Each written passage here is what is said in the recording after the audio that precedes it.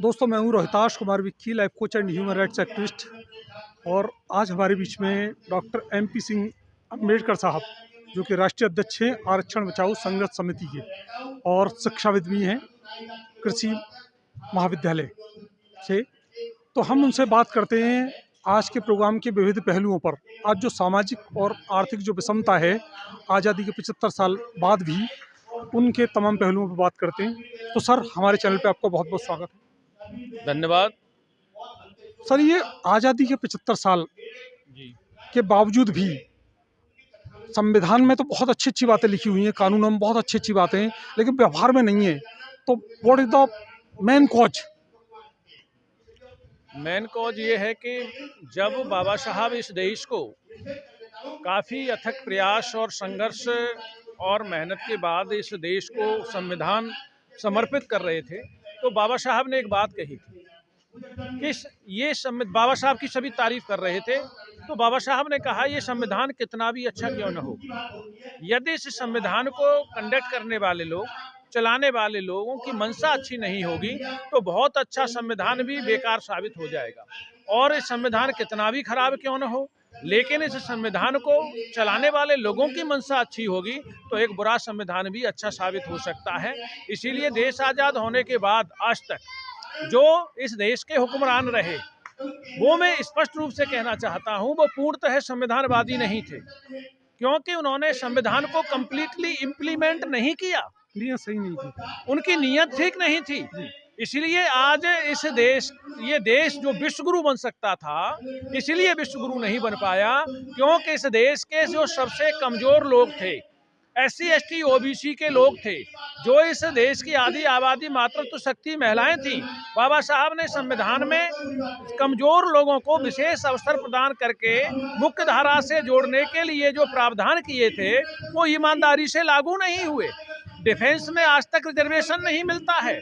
इस देश की हायर जुडिशरी, हाई कोर्ट और सुप्रीम कोर्ट, जहां से देश के लोगों को न्याय मिलता है, वहां कोई रिजर्वेशन नहीं है, और जहां रिजर्वेशन है वहां आज तक पूरा नहीं किया गया है। इसीलिए ये देश विश्वगुरु नहीं बन पाया, क्योंकि देश का जब तक कमजोर व्यक्ति, सबसे मजलूम व्यक्ति, वंचित व्यक्ति, जब तक उसको संविधान प्रदत्त अधिकार नहीं मिलेंगे और मुख्य धारा से नहीं जोड़ा जाएगा, जब तक इस देश का 10 देश विकसित राष्ट्र नहीं हो सकता है।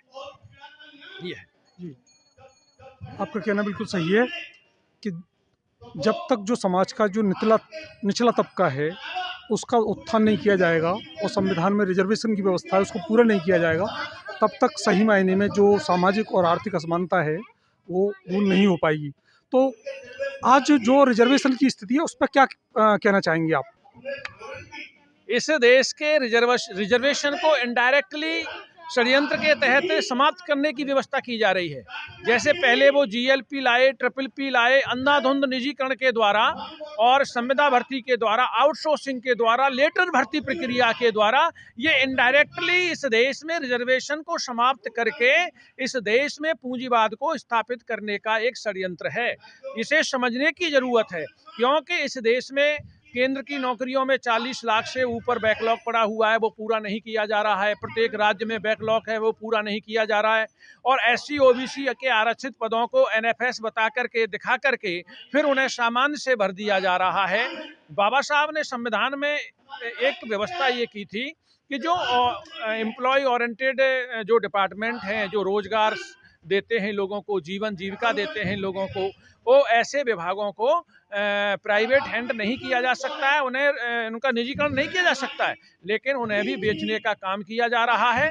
जब ये सरकारी विभाग प्राइवेट हैंड हो जाएंगे, निजी हाथों में दे दिए जाएंगे, तो इनडायरेक्टली रिजर्वेशन खत्म हो जाएगा। और ये लेटर भर्ती डायरेक्ट जॉइंट सेक्रेटरी बना करके, ये भी भारतीय संविधान का उल्लंघन है। तो इस देश में भारतीय संविधान का उल्लंघन किया जा रहा है, न कि भारतीय संविधान को पूर्णतः लागू किया जा रहा है। ये बात समझने की है। इसको समझ करके इस देश के बहुजनों को अपनी आवाज़ उठाने की ज़रूरत है। जो पूना पैक्ट में हमारे दो समुदायों के बीच समझौता हुआ, उसके बाद भारतीय संविधान में के फंडामेंटल राइट के तहत 16(4) में reservation in service and post का प्रावधान किया गया, लेकिन उसको पूर्णतः इस देश में लागू नहीं किया जा रहा है। धीरे धीरे करके इस देश में आर्थिक, शैक्षिक, राजनीतिक, सामाजिक गैर बराबरी और बढ़ाई जा रही है। गरीब को गरीब बनाया जा रहा है, अमीर को अमीर बनाया जा रहा है। चंद कुछ हाथों में देश की पूरी संपत्ति को इकट्ठा किया जा रहा है। इससे क्या होगा? जब मनी का फ्लक्चुएशन होता है तो पूंजीवाद बढ़ता है और गरीबी बढ़ती है। जब पूंजीवाद बढ़ जाएगा तो ऑलरेडी देश का गरीब गरीब हो जाएगा। जबकि इस देश के संविधान में बाबा साहब की भावना ये थी कि हम कुछ ऐसी व्यवस्थाएं करें कि जो देश का कमजोर है, शैक्षिक, सामाजिक और आर्थिक रूप से, वो भी जो है संपन्न हो। जब वो संपन्न होगा तो पूरा देश जो है मजबूत होगा और विश्व गुरु बनेगा। लेकिन उस भावना के अनुसार इस देश में काम नहीं हो रहा है। इसमें तो सनातनी व्यवस्था को सनातनी धर्म को राष्ट्रीय धर्म बताया जा रहा है।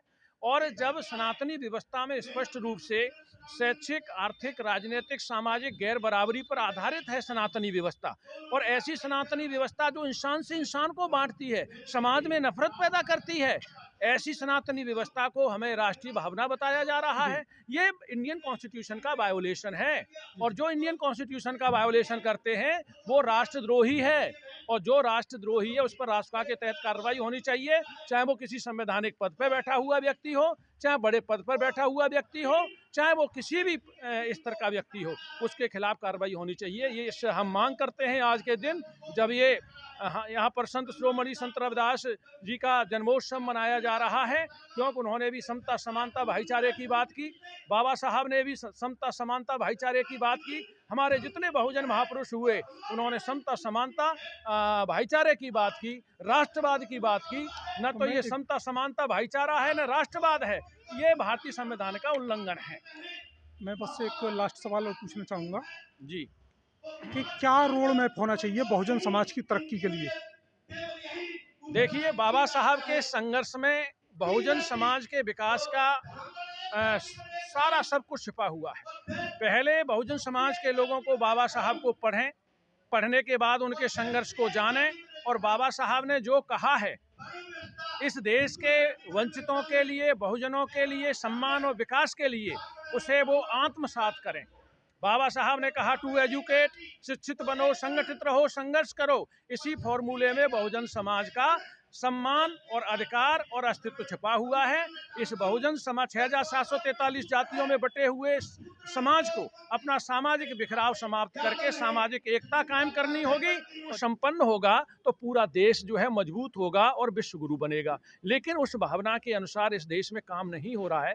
इसमें तो सनातनी व्यवस्था को सनातनी धर्म को राष्ट्रीय धर्म बताया जा रहा है, और जब सनातनी व्यवस्था में स्पष्ट रूप से शैक्षिक, आर्थिक, राजनीतिक, सामाजिक गैर बराबरी पर आधारित है सनातनी व्यवस्था, और ऐसी सनातनी व्यवस्था जो इंसान से इंसान को बांटती है, समाज में नफरत पैदा करती है, ऐसी सनातनी व्यवस्था को हमें राष्ट्रीय भावना बताया जा रहा है। ये इंडियन कॉन्स्टिट्यूशन का वायोलेशन है, और जो इंडियन कॉन्स्टिट्यूशन का वायोलेशन करते हैं वो राष्ट्रद्रोही है, और जो राष्ट्रद्रोही है उस पर राष्ट्रपति के तहत कार्रवाई होनी चाहिए, चाहे वो किसी संवैधानिक पद पर बैठा हुआ व्यक्ति हो, चाहे बड़े पद पर बैठा हुआ व्यक्ति हो, चाहे वो किसी भी स्तर का व्यक्ति हो, उसके खिलाफ कार्रवाई होनी चाहिए। ये इससे हम मांग करते हैं आज के दिन, जब ये यहाँ पर संत शिरोमणि संत रविदास जी का जन्मोत्सव मनाया जा रहा है, क्योंकि उन्होंने भी समता, समानता, भाईचारे की बात की।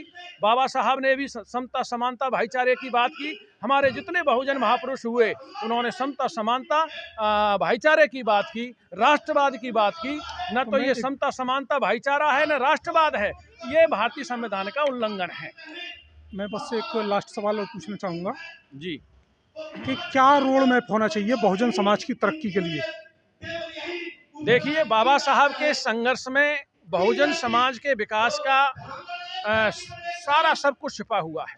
पहले बहुजन समाज के लोगों को बाबा साहब को पढ़ें, पढ़ने के बाद उनके संघर्ष को जानें, और बाबा साहब ने जो कहा है इस देश के वंचितों के लिए, बहुजनों के लिए, सम्मान और विकास के लिए, उसे वो आत्मसात करें।